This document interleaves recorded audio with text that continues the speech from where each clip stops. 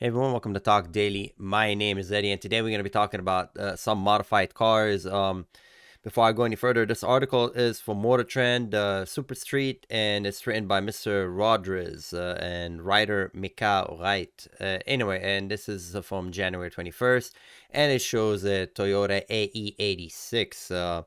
A Corolla that is a real wheel drive, and as you can see in the photo, it is heavily modified. And what I'm going to be talking about today is the this Colt. Well, I mean, it wasn't a Colt. This modifying those Japanese cars were becoming popular. I mean, obviously in Japan, this car was being modified, and in the United States, we have our own hot rod, and eventually you start having the Japanese domestic market lure where people want to get their Japanese car and try to make it where it's a spec of Japan, what are involving swapping the engine, tail light, headlight, whatnot.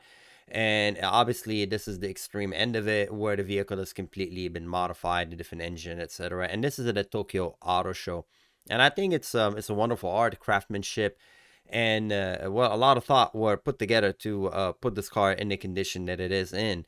And mind you, I mean, if you look at the bumper, you look at it, it's kind of a race car. Again, this is a doesn't fit into any race category. This car is not going to compete in a JJTC, Japanese touring champion or stuff. It's not. It's just a car that it's. I mean, look, there's a football. I mean, that's pretty much tells you everything. Okay.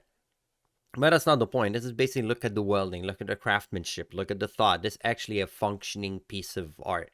Okay? I don't expect to see this car being daily commuter whatsoever, but it just shows. And there's all these stickers, option magazine, and whatnot.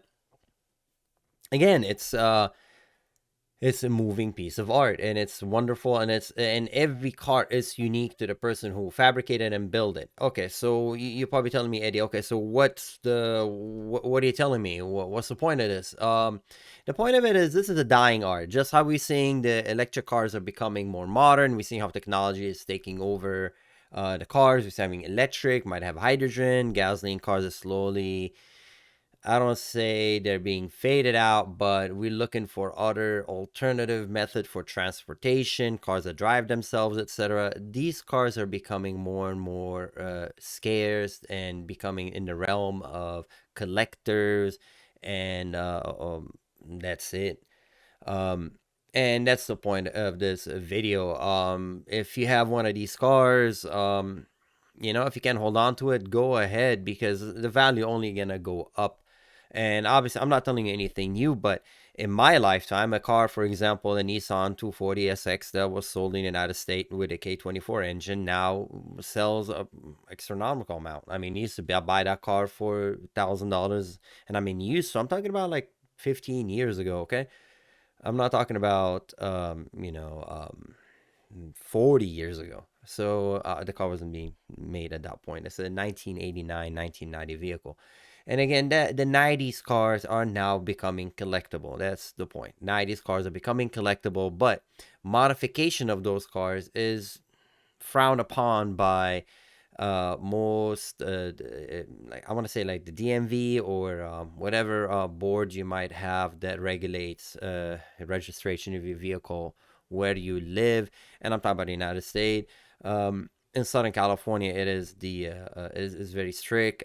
Other states are also very strict. So modifying your vehicle like that is only gonna be for show and what you're looking at right here, like a in the show condition, not really for being driven on the street, unless you live maybe. I'm assuming Florida. I don't know, but yeah. So I like looking at them because I appreciate the craftsmanship. I like the car.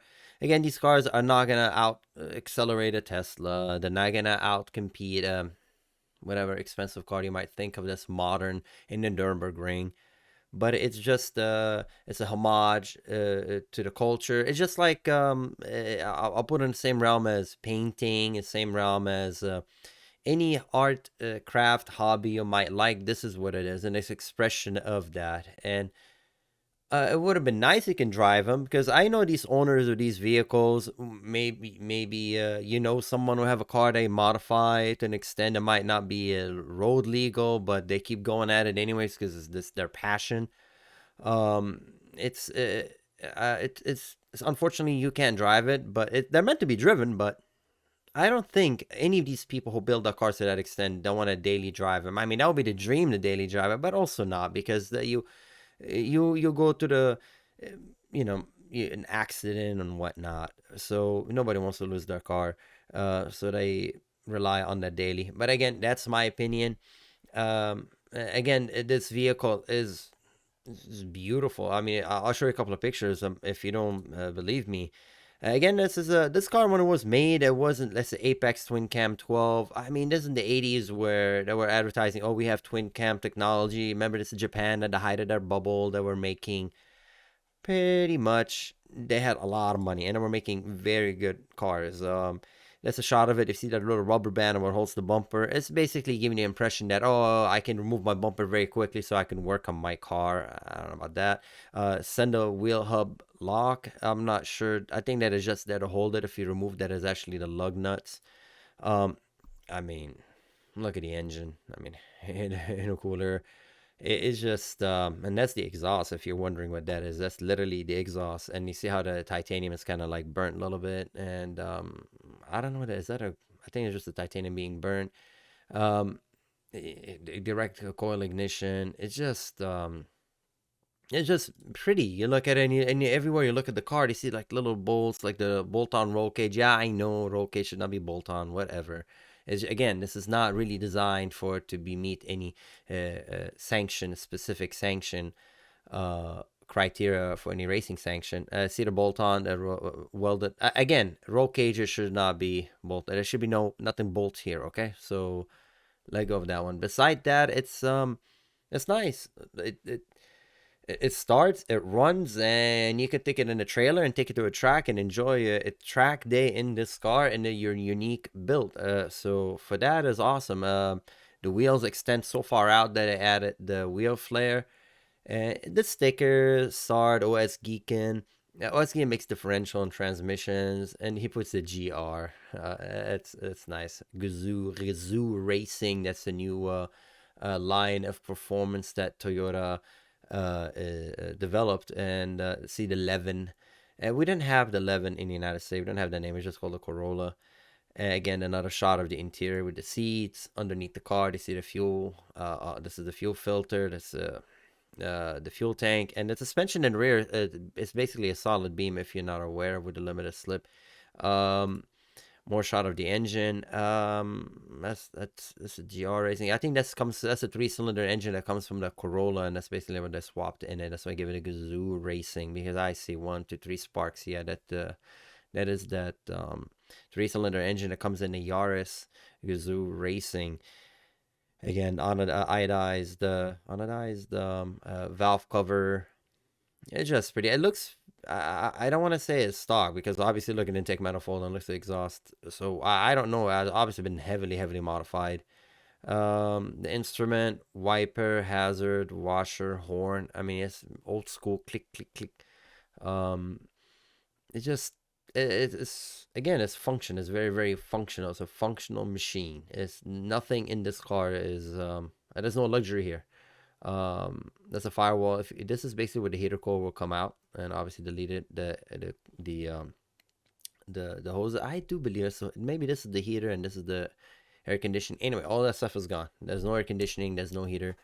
And again, look at the welding, the quality welding, even the clamps they use, everything in here, nothing leaks. Like if you look at the line, braided stainless steel lines, everything is tight.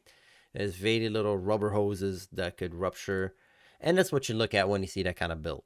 Okay, so again, they look at it and said this is the top pick, and I don't know what this is. It's some kind of a like there's a number pad. If you know what it is, let me know in the comment below. I don't know what this is designed for. Maybe it's definitely to control a maybe the display they has in the screen in the front. And anyway, I will have a link to this the article below in the description of this video, so you can take your time and check it out yourself. Again, if you own one of these 90s vehicle and if you have space, whatever you live, hold on to it. They're only going to go up in value.